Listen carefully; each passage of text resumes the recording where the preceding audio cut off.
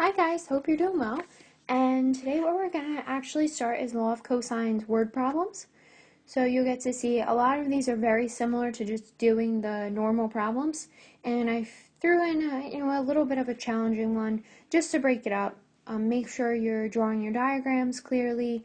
And I think I draw a lot of the diagrams for you or give you the diagrams on some of your first homework. So just something to keep in mind. Now, in order to do law of cosines word problems, we need to remember what law of cosines actually was. So if we had a triangle, now I typically always label it ABC, side opposite, angle A is side opposite angle B, side B, and obviously side C opposite angle C. So I'm just going to give you one of them. So say we were solving for side C or angle C, we would just say, okay, C squared, side C squared is equal to the other two sides squared minus 2 times the other two sides, and then the cosine of angle C. If we were solving for angle A, we would then use A squared and cosine of angle A. The rest would be B and C. And that's kind of how the easiest way that I remember this.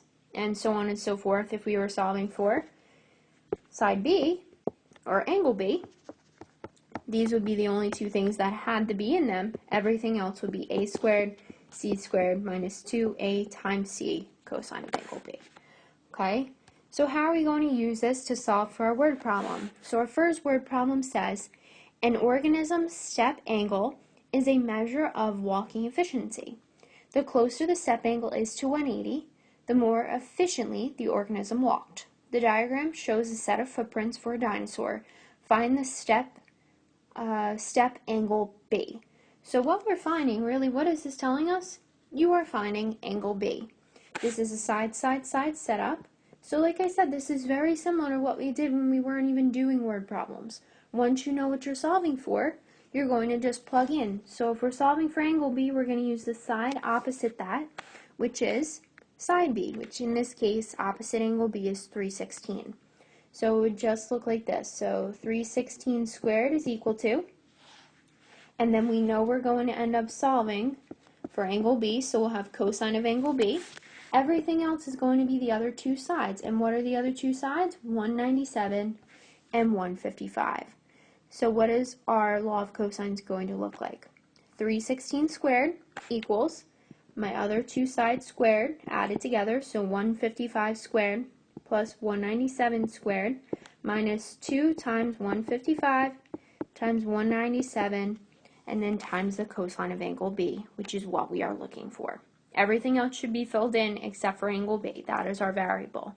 And now I'm going to solve, just like I did in the last section. Figure out what 316 squared is.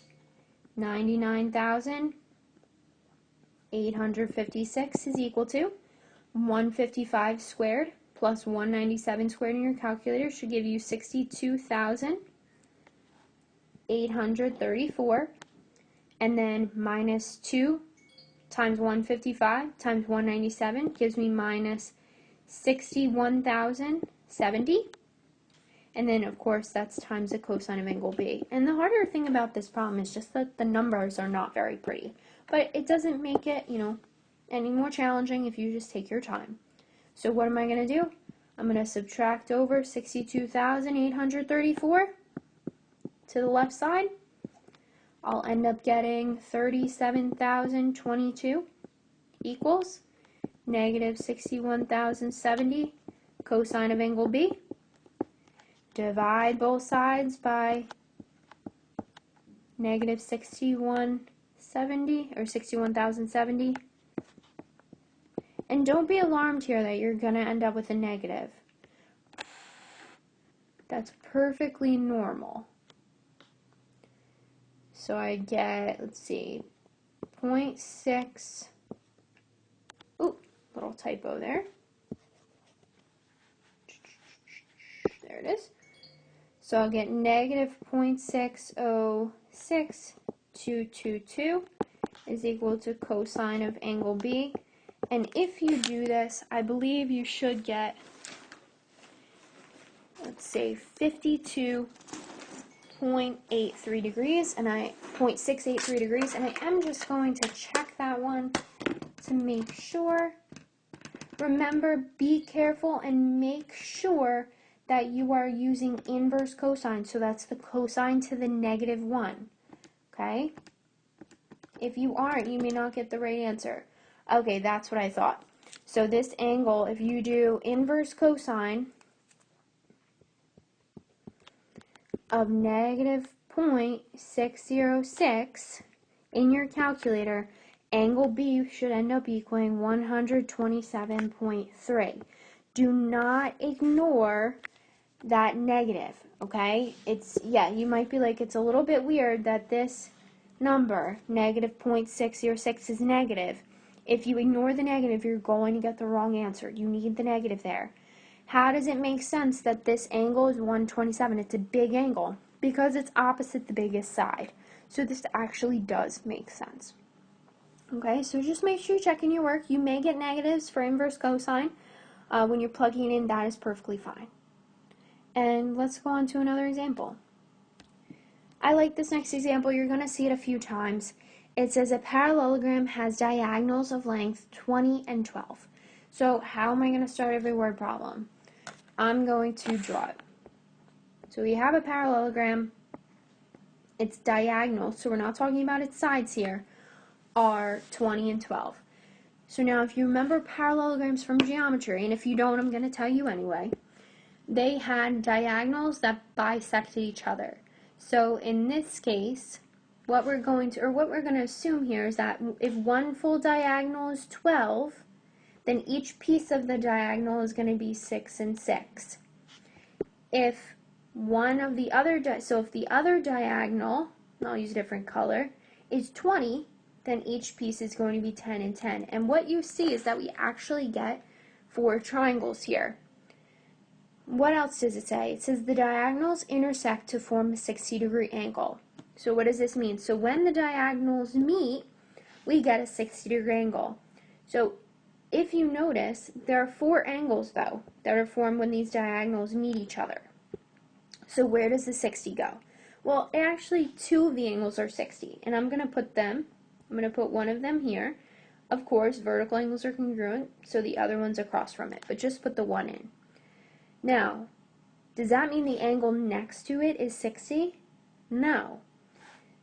They sit on a line, so if one angle is 60, the other one has to be 180 minus 60, which is 120. So this angle next to it's 120. What actually happens is, and if I were doing it in class, I would tell you the exact same thing. When you take the diagonals of a parallelogram and you intersect them, you get 4 triangles. Since it is a parallelogram, you get 2 of the triangles are congruent and 2 of the other triangles are congruent. So what we are going to focus on here is only 2 of the triangles right now. And I'm going to draw them for you. So this says find the perimeter of the parallelogram. So what we want to find is we want to find the length of this side and the length of the other side. Opposite sides in a parallelogram are congruent. So we only need to find 2 of the sides and then we can find the entire perimeter. So how am I going to do it? Of course, I'm going to use law of cosines. Okay? So all I did was draw this. I know that if the one diagonal is 20, each piece is 10. The other diagonal is 12, each piece is 6. One of the angles is 60, the one next to it would have to be 120. And I'm going to get 2 different triangles. So what am I going to do? I'm going to draw those 2 different triangles separate from one another. And my one triangle has a side of x. It has an angle of 60 degrees. Its one side is 10 and its other side is 6 from the diagonals. Okay? And what you see is that this triangle has SAS set up. So to solve for the side across from it, I'm going to use law of cosines. How? Well, we always have the side across from our angle is alone on the left side, so x squared is equal to, it will be my other 2 sides squared, so 10 squared plus 6 squared, minus 2 times 10 times 6, and then the cosine of the angle in between, which is 60 degrees. You just plug in the angle now. If you plug this all into your calculator, be careful, make sure you're doing 136, 10 squared plus 6 squared, and then minus the other pieces, and add them all together. You should get x squared equals 76. Be careful, make sure you're doing the left side, the right side, and then subtract them together, and you'll get 76. Take the square root, and you will get that x equals 8.72 centimeters. So that means one side of this parallelogram is 8.72. What is the other triangle that we're seeing? Well, the other triangle is actually very similar to the first one. The only difference is, so now we called that opposite angle y, that opposite side y. The one angle in between is 120, but the diagonal sides are still 10 and 6. So again, we're going to use SAS, which means we're using law of cosines, and it's going to look pretty similar. So it'll be y squared equals, now the other two sides again, 10 squared plus 6 squared, minus 2 times 10 times 6, but here's the difference. Now my angle in between is cosine of 120. Okay? So what are we going to do from here? Just clean it up. If you add this all together, you'll get y squared equals 196. Take the square root of 196, you'll get y is 14 centimeters. But you're not done. We wanted the perimeter. It's a parallelogram, so opposite sides are the same. So what does that mean? So if one side is x, the opposite side is x. One side is y, the opposite side is y. So my perimeter is going to equal 8.72 plus 8.72 plus 14 plus 14. So my perimeter is just going to be 45.44 centimeters. Okay? So the first thing I want you to do, and you'll see a few problems like this. I give you a few over and over so you can get used to seeing them. Whenever you see the diagonals, draw them, cut them in half. Whatever angle they give you, the angle next to that should be 180 minus that angle, and you're going to get two different triangles. Very similar, but the angles will be different. Use law of cosines to find the opposite side, which will give you the sides of the parallelogram, and then add them together. And again, if you have questions, you can also find problems like this online, but check my worked out notes. I have small notes on them, and see if you have any questions for me on there. Okay? And let's look at our last example. This one would be something that I would draw for you, and that's what I'm going to do now, and then we'll talk about solving it. So I'm going to walk you through the first part of this problem. And then the ones I give you on your homework, I don't even know if I give you one like this, but I think you guys should see it. So what we're going to say is two planes are points A and B and have elevations of 23,000 and 18,000 feet. Both are flying east toward an airport control tower at T. So what's actually happening is here, and like I said, I would draw this for you in this case, is I'm going to say that I have airplane B, which has an elevation of 18,000, and it's flying towards airport control tower T. Now remember, elevation is always from the ground up, so it's going to be a right triangle. I then have plane A that's at a higher elevation of 23,000, still flying towards point T, but it's also a right triangle. So you see I actually get like two right triangles inside each other. And I'm just going to redraw a piece of that really quick. It's a little more clear, but they're both going towards point T. Okay? And what we actually know is, it says, from T, the angle of elevation to plane A is 4 degrees. The angle of elevation of the plane at B is 2.5. So 2B, so this piece is 2.5. Now the whole elevation is 4 degrees, which means that this piece right here is 1.5. Okay? So now here is my issue. What I want to do is I want to end up using law of cosines. I have right triangles here. So right off the bat, I'm not going to use law of cosines. So I'm going to walk you through how to set up this part, and then the law of cosines part will show itself pretty quickly.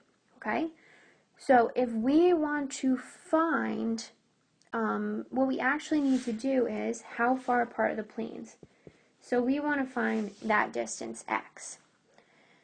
The issue is we need a little bit more information first. And like I said, I'm telling you guys this. So we need to find V and we need to find S. And that's the distance from each plane to tower T. And if you notice, when we find those two, we're going to get a non-right triangle here in the middle, and we can solve for the opposite side. Definitely a challenging example. I don't kill you with problems on your homework and things like that. It's just a good problem to see. If you get this, you'll get everything else. If you're a little confused, rewatch it again, and you can always ask me questions and see if you need help on your homework. So what I'm going to do is I'm just going to use normal trig. I have right triangles. I'm going to use regular right triangle trig to solve for what I called side S and V. So to solve for V, I'm going to do sine of 4 degrees because I have my right triangle, right? My right triangle, sine of 4 degrees. Sine is opposite over hypotenuse, so it equals 23,000 over V. And if I do that, I'll get V is 62.45. Then, if I want to solve for S, I'm going to now use this right triangle, except my angle of elevation is 2.5. My opposite side is 18,000 instead, and I call this side S. So if you do this in your calculator, it would be 78.2 miles. Okay? So here's where law of cosine is going to come in. What that gives me is this inner triangle that I just outlined in gray. What I'm really solving for is the distance between planes A and B, which I called X. I now know side V is 62.45, and then side S, right here, which is in the bottom, is what I'm found to be 78.2 miles. And what is that angle in between? Well, if the whole angle of elevation is 4 minus 2.5, that angle in between is 1.5. Okay?